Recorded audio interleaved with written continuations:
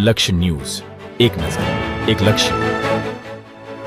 મહાકુંભ મેળાના સમાપન નિમિત્તે ધાંગ્રધા ખાતે બ્રહ્મચૌર્યાસી જ્ઞાતિ મહાપ્રસાદનું આયોજન.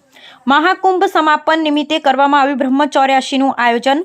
3000થી વધુ બ્રાહ્મણોએ લીધી મહાપ્રસાદ. ધાંગ્રધા ખાતે સોમપુરા જ્ઞાતિ દ્વારા બ્રહ્મચૌર્યાસી મહાપ્રસાદનું આયોજન કરવામાં આવ્યું.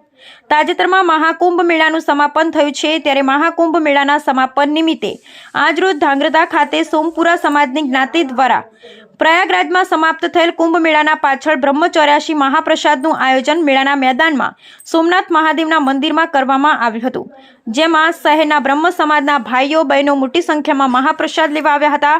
જ્યારે આયોજન કરનાર સોમપુરા જ્ઞાતિના ટ્રસ્ટીઓ તેમજ ભાઈઓ બહેનો અને કાર્યકર્તા મોટી સંખ્યામાં સેવામાં જોડાયા હતા. Bureau report Brijesh Trivedi.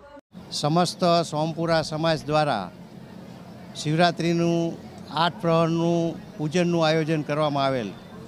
સાથે સાથે મહાકુંભ જે છે એ મહાકુંભની પૂર્ણાવતિ હતી, એટલે એ પણ સાથે જોડાણું.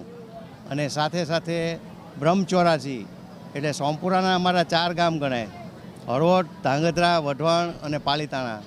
અહીંથી બધા અમારા સોમપુરા સમસ્ત સોમપુરા બ્રાહ્મણો ધાંગધ્રા આવ્યા અને 84નું ભોજન કર્યું. એટલે અહીં ત્રિવેણી થયું: એક તો મહાશિવરાત્રિ પર્વ, બીજી મહાકુંભનું સમાપન, અને ત્રીજી વસ્તુ જે છે એ બ્રહ્મચૌર્યાસી. એટલે બ્રહ્મચૌર્યાસી એટલે 71 પેઢીના પિતૃઓને શાંતિ આપે એ રીતું આપણા શાસ્ત્રમાં કીધું છે. એટલે આ ભવ્યાથી ભવ્ય કાર્ય થયું છે. અને આ કાર્યની અંદર ઓછામાં ઓછા 2500થી 3000 ભૂદેવોએ મહાપ્રસાદ લીધો છે અને ખૂબ ખૂબ બધા આનંદ કરે છે.